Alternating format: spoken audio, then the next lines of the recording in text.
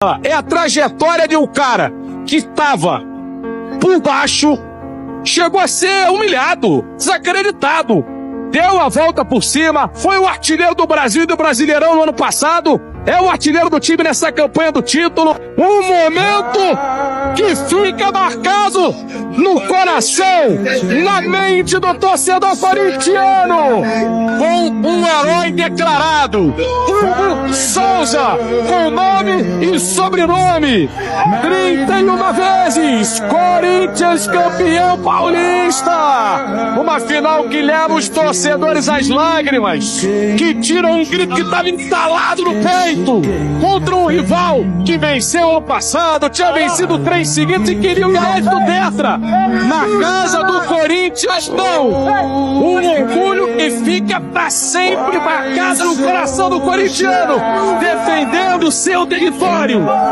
marcando a sua bandeira na Neoquímica Arena. Quem manda é o Corinthians, campeão paulista em 2025. 100 anos de rivalidade, cada clássico, cada derby uma história, e esse derby de hoje é inesquecível.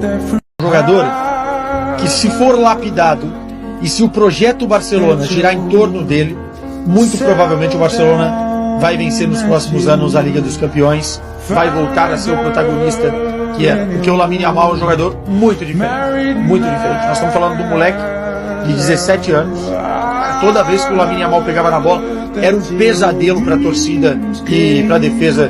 Conscientemente, ele dá uma trivela no Rafinha que perde gol, mas é de uma finesse a jogada, de uma categoria, de uma visão de jogo, um passe em que poucos jogadores enxergam, a linha de passe que poucos jogadores são capazes de encontrar, e o Yamal é muito, muito bom jogador, né?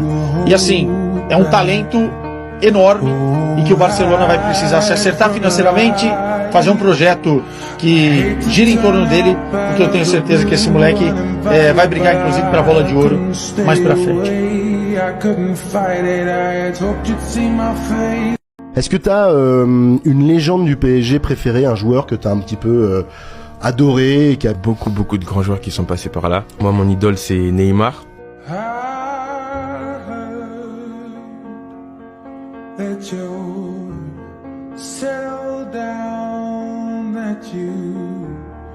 Anote esse nome, Désiré Doué, um dos jogadores mais técnicos e completos da nova geração, podendo jogar tanto de meio campo, atacante e ponta, e com um estilo de jogo muito parecido com o de Neymar Júnior.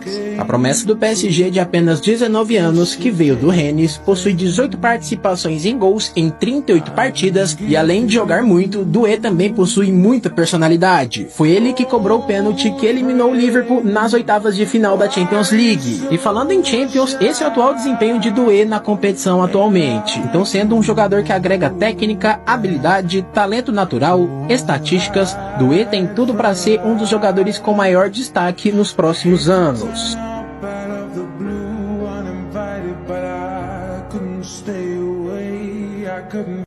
Esse menino entrou no jogo da seleção brasileira hoje e foi constrangedor o que o Wesley fez com o restante dos jogadores do Brasil.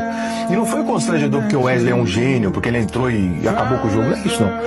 Porque o Wesley foi o único jogador da seleção brasileira que entrou em campo como um jogador de seleção brasileira.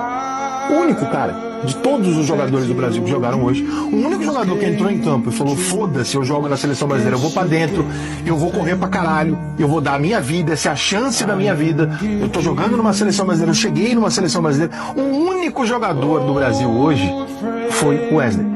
Todos os outros jogadores do Brasil estavam treinando, estavam jogando alguma coisa parecida, eu não sei o que é, mas se alguém disser pra mim que essa é uma postura de um time de seleção brasileira chegando ali numa oportunidade no jogo, porque não era um amistoso, alguém precisava avisar os caras, não é um amistoso. O Wesley entrou em campo hoje, ele constrangeu o resto dos jogadores. Eu acho que a entrada do Wesley hoje, ela mexeu com o constrangimento dos outros jogadores da seleção. E fala: caralho, o cara entrou com personalidade, correndo, brigando, e a gente tá aqui tocando de lado, errando passe de 2 metros, cagando de medo da Colômbia. 4 para a Argentina, 1 para o catado do Dorival. Mas para ser muito justo, isso não pode ser só na conta do técnico da seleção brasileira. É o catado de Edinaldo Rodrigues. Na semana em que é mantido no cargo como presidente da CBF, a realidade é esfregada na nossa cara. Os erros cometidos por essa gestão, os erros da Confederação Brasileira de Futebol, que resultam no 4-1 que a gente viu, no catado que a gente viu. A nossa distância para a Argentina é essa. Talvez seja até maior do que essa. Talvez o 4-1 seja até pequeno para explicar o quão constrangedora foi a atuação da seleção brasileira. Quem planta Edinaldo, colhe tempestade. Prorrogação a partir de agora. Vamos falar muito sobre essa atuação.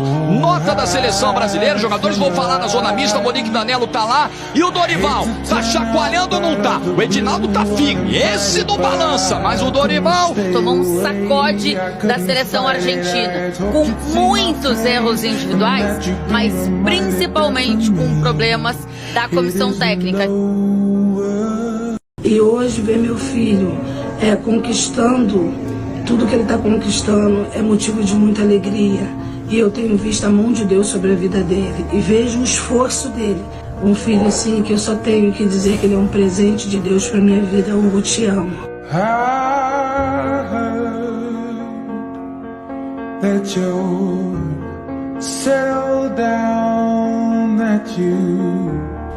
A verdade é que não é fácil fazer gol no Hugo, né? Mesmo numa cobrança de pênalti. Ele vai buscar, cara. Ele é pegador de pênalti. E acho sim, tá? Que a gente precisa falar. Já falei isso aqui em outros momentos. Mas a gente precisa falar disso pra seleção brasileira.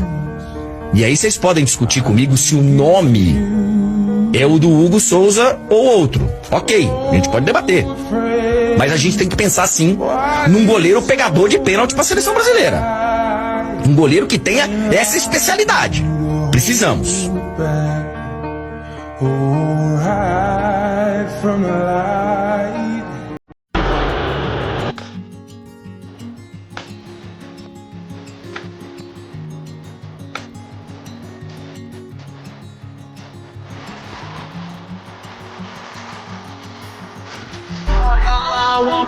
O meu nome me emocionando não me faz.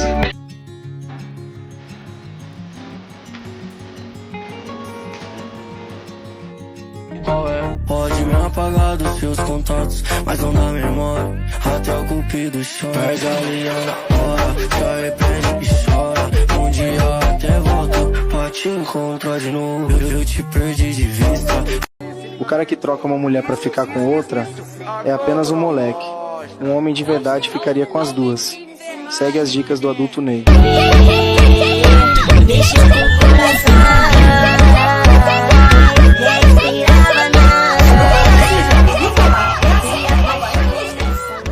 Tem bum bum rebolando pra mim, 2L tá quente, alça do beatzinho, baby. Tem bum bum rebolando pra mim, 2L tá quente, alça do beatzinho, baby. Tem bum bum rebolando pra mim.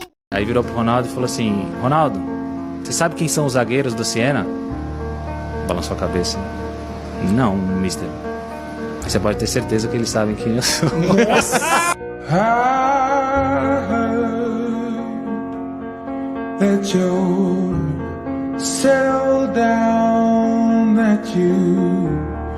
Do lugar de onde eu venho, a gente assistia o Ronaldo Fenômeno, o brasileiro.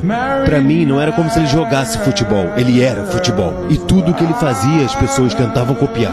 Quando ele fazia uma jogada, todo mundo podia fazer aquela jogada, só que quando ele fazia, a gente ficava: o que aconteceu?